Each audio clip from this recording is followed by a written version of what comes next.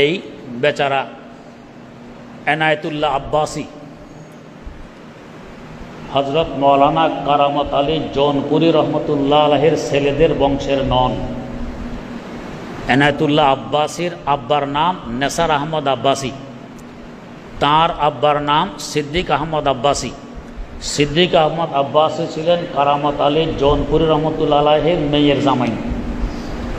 বংশ বলেন বাপ থেকে হয় না মা থেকে হয়? বাপ থেকে হয়। তো তাহলে এনায়েতুল্লাহ আব্বাসীর বংশ জৌনপুর কারামত আলী জৌনপুরি সাহেবের থেকে নয়। কারামত আলী জৌনপুরও তার বাপের নানা। তো নানা থেকে বংশ হয় না, বংশ হয় দাদা থেকে, বাপ থেকে। তাইলে সে যে নিজের বংশ জোড়ে কারামত আলী জৌনপুরি সাহেব, এটাও ভুল।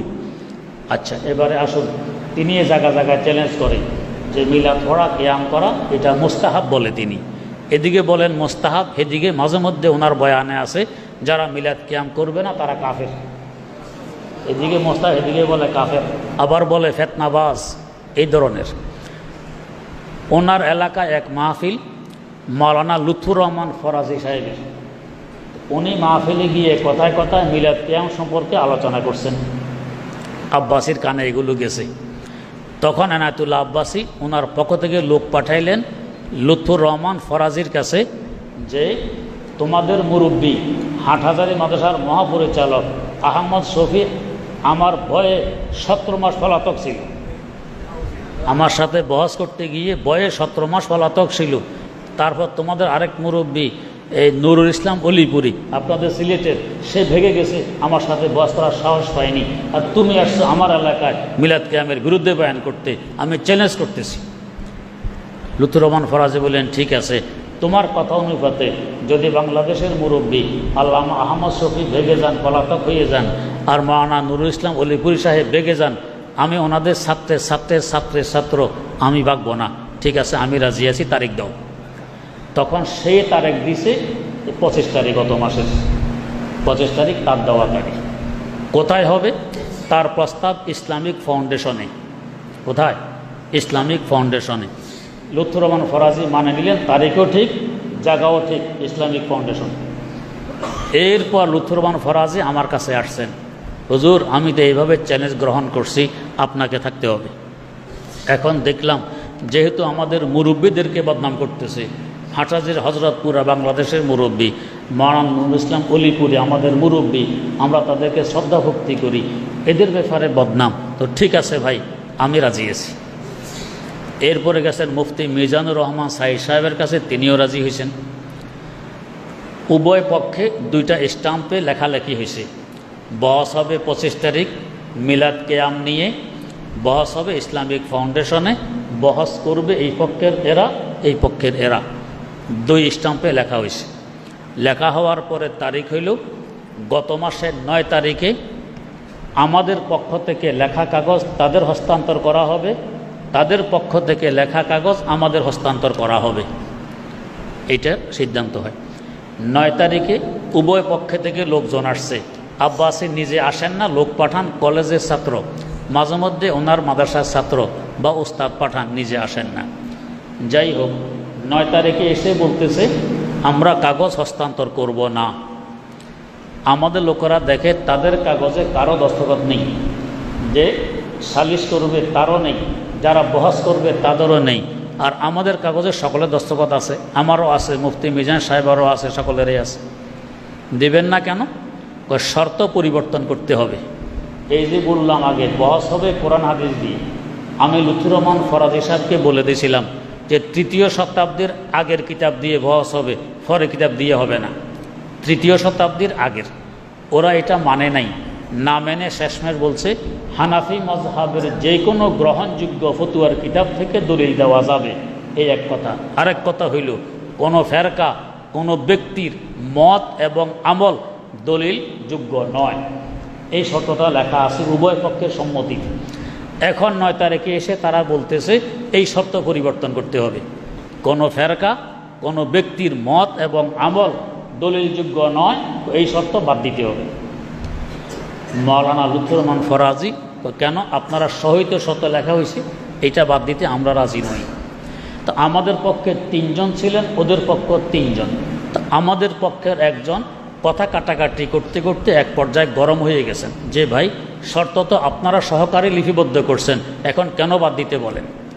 তো উনি গরম হওয়াতে মৌলানা লুৎফুর রহমান ফরাজি নিজের লোকের কাছে হাত জোড় করে মাপ চাইছেন, ভাই এটা গরম হওয়ার বিষয় নয়, আপনার কাছে মাপ চাই, আপনি গরম হবেন না, নিজের লোকের কাছে। সব কিন্তু ভিডিও হইতেছে। এতটুক কথার সাথে সাথে তারা কেটে নিয়ে নেটে দিয়ে দিল কি যে লুৎফুর রহমান ফরাজি মৌলানা আব্বাসী সাহেবের কাছে হাত জোড় করে মাপ চেয়েছেন, তিনি বহস করবেন না। দেখেন এই এক প্রতারণা। এটা দুই। এক নম্বর প্রতারণা কি, শর্ত পরিবর্তন করতে হবে, না হয় কাগজ হস্তান্তর করব না।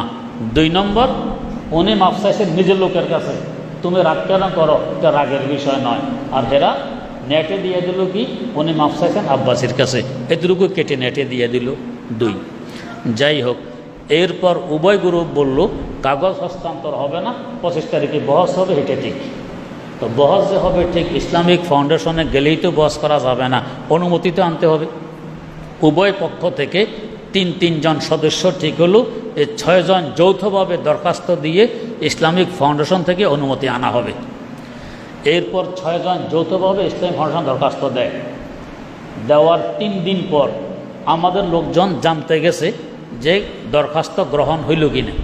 জানতে গিয়ে দেখে অনুমতি যিনি দিবেন তার সামনে আরেকটি দরখাস্ত মৌলানা আব্বাসীর পক্ষ থেকে দেয়া আছে। ওনার একটা সংগঠন আছে তাহারিকে খতমে নবুয়ত, এই তাহারিকে খতমে নবুয়তের পেডে ওনার আরেকটা দরখাস্ত দেওয়া।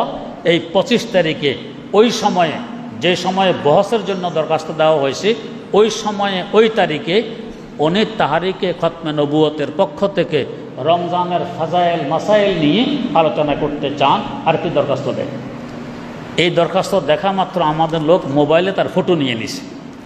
অফিসার বুঝতে পেরে দরখাস্ত টেনে নিয়ে গেছে, কিন্তু ফটো চলে আসছে মোবাইলে। এটাও নেটে দেওয়া আছে ওনার এই দরখাস্তটা। এটা 3 নম্বর প্রতারণা। তার মানে উনি ভাগতে চান, কিন্তু ফাউন্ডেশন অনুমতি দিলে তো ভাগতে পারবেন না, তাই তিনি আরেকটা দরখাস্ত দিয়ে চান যাতে অনুমতি না দেওয়া হয়। ঠিকই 2 দরখাস্ত একই তারিখের জন্য আসাতে ফাউন্ডেশন অনুমতি দেয়নি। না দেওয়াতে এখন কোথায় হবে, উনি নিজে প্রস্তাব দিয়েছেন তাহলে বহস হবে যাত্রাবাড়ি মাদ্রাসায়। কারণ ওনার ধারণা যাত্রাবাড়ি মাদ্রাসার মোহতামেম হজরত মৌলানা মাহমুদুল হাসান দামাত বরকাতুহুম রাগী মানুষ, এবং উনি এই ধরনের বহসটার পছন্দ করেন না। ওনার ধারণা উনি তো অনুমতি দিবেন না, এই জন্য প্রস্তাব দিয়ে দিলেন বহস হবে যাত্রাবাড়ি মাদ্রাসা।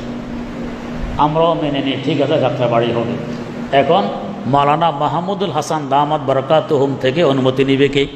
সিদ্ধান্ত হইল আমাদের পক্ষে অনুমতির জন্য চেষ্টা করবেন মুফতি মিজান সাহেব, আর ওনাদের পক্ষে চেষ্টা করবেন মৌলানা আব্বাসী সাহেব নিজে।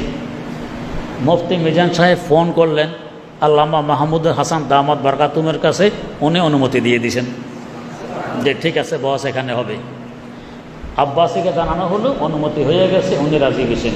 আব্বাসী তো মাথা খারাপ, সর্বনাশ, আমার তো ধারণা ছিল অনুমতি দিবেন না, অনুমতি হয়ে গেছে, এবার কি করা যায়। উনি চুপি চুপে এই 3 নম্বর প্রতারণা, 3 জন মানুষ পাঠাইছেন যাত্রাবাড়ি মাদ্রাসার হুজুরের কাছে।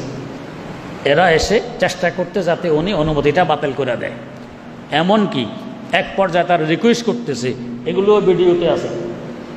যখন এই 3 জন আসছে, হুজুর মুফতি মিজান সাহেবের নম্বরে ফোন দিয়ে ফোনটা খোলা রেখে থুয়ে দিয়েছেন। উভয়জনের কথাগুলো মুফতি মিজান সাহেবের মোবাইলে যাইতেছে, আর উনি মোবাইল থেকে আরেক মোবাইলে রেকর্ড করে রাখছেন সব, এগুলোও নেটে আছে। শেষমেশ এরা রিকোয়েস্ট করতেছে, হুজুর আপনি অনুগ্রহপূর্বক বলে দেন আমার এখানে বহস অনুমতি আমি দিব না। হুজুর বলতেছেন না ভাই আমি তো অনুমতি দিছি, দিব না কেন বলবো। এগুলো সব কিন্তু মোবাইলে উঠছে।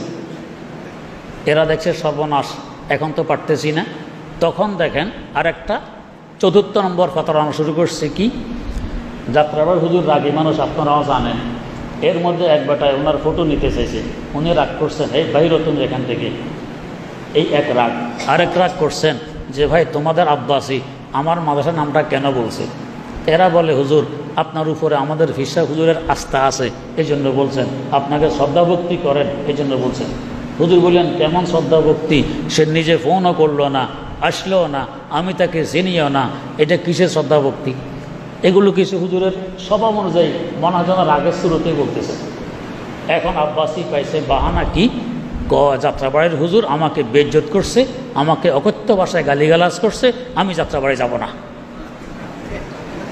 সব আমার নেটে আছে।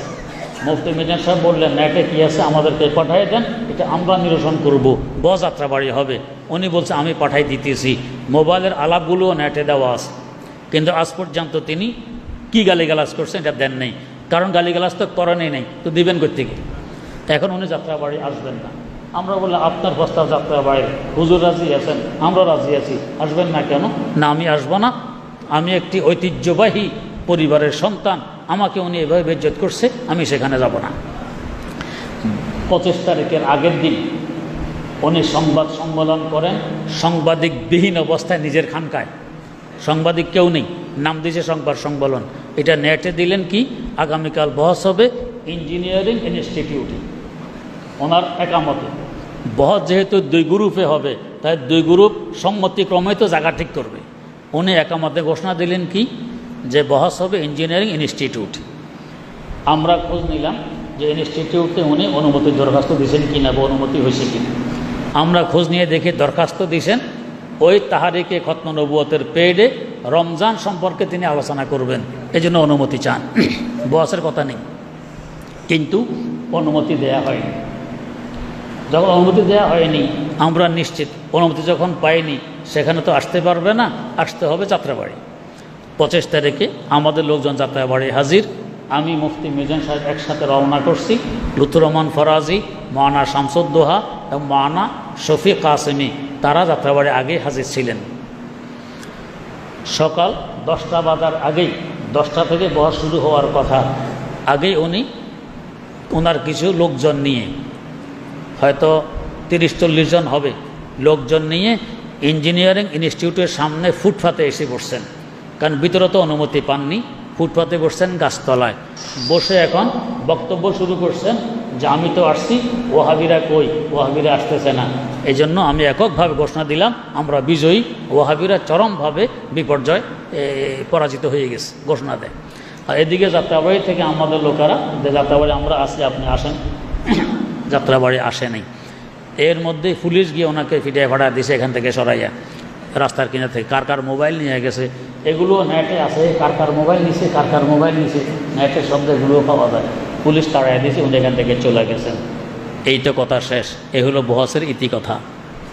তো এইটাই বলছিলাম যে চ্যালেঞ্জ করে নিজেরা, বাগো নিজেরা, যে আর ওলামায়ে হক্কানির সামনে আসার সাহস করে না। যাই হোক, আল্লাহ রাব্বুল আলামিন সহি বুঝার তৌফিক দান করুন।